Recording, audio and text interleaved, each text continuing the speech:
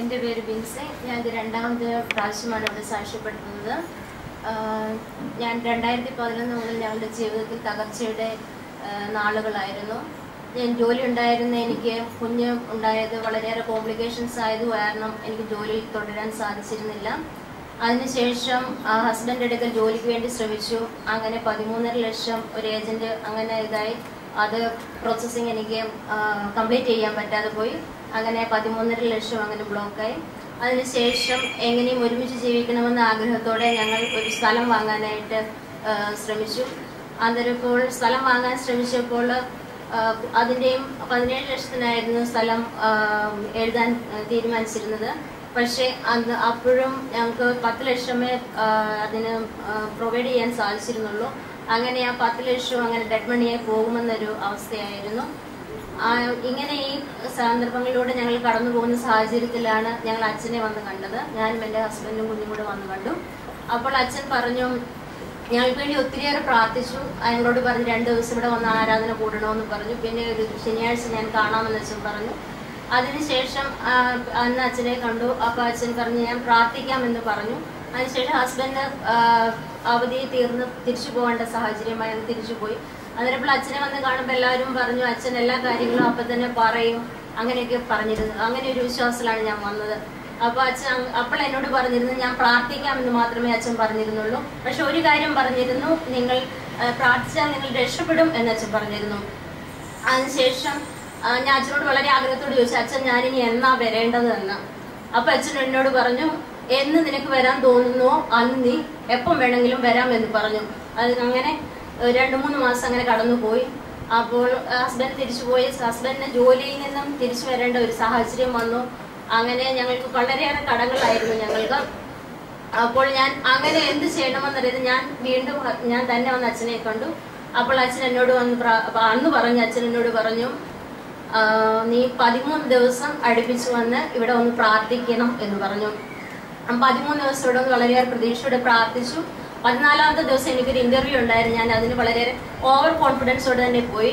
പക്ഷെ എനിക്ക് ആ ഇന്റർവ്യൂ പാസ്സാകാൻ പറ്റിയില്ല. എൻ്റെ ജീവിതത്തിൽ ആദ്യമായിട്ടാണ് ഞാൻ ഒരു ഇന്റർവ്യൂവിന് തോക്കുന്നത്. അപ്പോൾ എൻ്റെ മനസ്സിൽ വളരെയേറെ പിന്നെയും ആശങ്കയായി. കർത്താവേ, ഞാൻ വന്ന് വളരെയേറെ പ്രതീക്ഷയോടെ പ്രാർത്ഥിച്ചു. അങ്ങനെ ആദ്യമായിട്ട് ഞാൻ പ്രാർത്ഥിച്ചു. അതിനുശേഷം ഞാൻ ഫെയിലുമായി പോയി. ഇനി എന്ത് ചെയ്യും എന്ന്.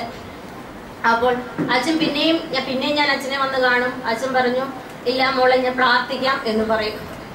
പിന്നെയും വീണ്ടും പ്രാർത്ഥിച്ചു. അങ്ങനെ ആ 13 ദിവസം ഞാൻ ഇന്റർവ്യൂവിന് കഴിഞ്ഞതിന് ശേഷം തിരിച്ചു വന്നപ്പം എനിക്ക് ജോലി കിട്ടിയില്ല എങ്കിലും എൻ്റെ ഹസ്ബൻഡിന് വളരെയേറെ നല്ലൊരു ജോലി ആ കമ്പനി സെയിം പ്രൊജക്റ്റ് തന്നെ വേറൊരു കമ്പനി ഏറ്റെടുത്തു. അങ്ങനെ പ്രതീക്ഷിച്ചതിലേറെ സാലറിയോടെ ഹസ്ബൻഡിന് ജോലി കിട്ടി. അപ്പോൾ എനിക്ക് വീണ്ടും വിശ്വാസമായി. പിന്നെ ഞങ്ങളുടെ പ്രധാന പ്രശ്നം എന്താ, ഞങ്ങളുടെ ആഗ്രഹമായിരുന്നു എങ്ങനെയും ഒരുമിച്ച് ജീവിക്കണം എന്നുള്ളത്.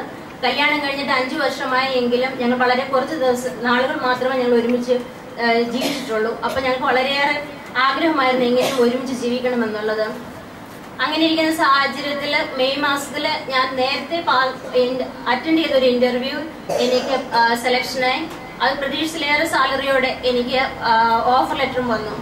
അപ്പോൾ എൻ്റെ വിഷമം ഇതായിരുന്നു, ഞാൻ ആ ഓഫർ ലെറ്റർ സൈൻ ചെയ്ത് കൊടുത്തിട്ട് ഞാൻ ഇവിടെ വന്ന് ഞാൻ പ്രാർത്ഥിച്ചത് ഇങ്ങനെയായിരുന്നു. എൻ്റെ വിഷമം കുഞ്ഞിനെ ഇട്ടിട്ട് ഞാൻ എങ്ങനെ പോകും എന്നുള്ളതായിരുന്നു. ഞാൻ ഇത്രയും പ്രാർത്ഥിച്ചു. പരിസ്ഥിതി അമ്മേ, 12ാമത്തെ വയസ്സിൽ അങ്ങയുടെ മകനെ 3 ദിവസത്തേക്ക് മാത്രം പിരിഞ്ഞിരിക്കേണ്ടി വന്നപ്പോൾ അങ്ങ് എന്തുമാത്രം ദുഃഖിച്ചു. അപ്പോൾ ഞാൻ എൻ്റെ മകനെ ഞാൻ എത്ര നാളത്തേക്കാണ് പിരിഞ്ഞിരിക്കേണ്ടതെന്ന് അത്ര മാത്രമേ ഞാൻ പ്രാർത്ഥിച്ചുള്ളൂ. അപ്പോൾ എല്ലാവരുടെയും പ്രേരണയുണ്ടായിരുന്ന ജോലിക്ക് പോകാൻ വേണ്ടിയിട്ട്. കാരണം നല്ല സാലറിയാണ്, ഞങ്ങളുടെ അപ്പോഴത്തെ സാഹചര്യത്തിൽ അത് ആവശ്യവുമായിരുന്നു. പക്ഷേ എനിക്ക് മനസ്സുകൊണ്ട് മറ്റുള്ളവരോട് പറയാനും ഒരു വിഷമമായിരുന്നു. കാരണം സാഹചര്യങ്ങളെല്ലാം അറിഞ്ഞിരുന്നതുകൊണ്ട് എങ്ങനെ ജോലിക്ക് പോകണ്ട എന്ന് വെക്കുന്നതെന്ന്. അപ്പോൾ അന്ന് എൻ്റെ കുഞ്ഞിനോട് ഞാൻ ചോദിച്ചപ്പം അവൻ 1.25 വയസ്സാവുന്നേ ഉള്ളൂ. അവൻ എന്നോട് പറഞ്ഞു, അമ്മ മോനെ നോക്കിയാൽ മതി, അച്ചാച്ചൻ കാശ് തരുമെന്ന്. അത് കേട്ടതോടെ എൻ്റെ ഹസ്ബൻഡും പറഞ്ഞു, ഇനിയും നീ ജോലിക്കൊന്നും പോകണ്ട, കുഞ്ഞിനെ നോക്കിയാൽ മാത്രം മതിയെന്ന്.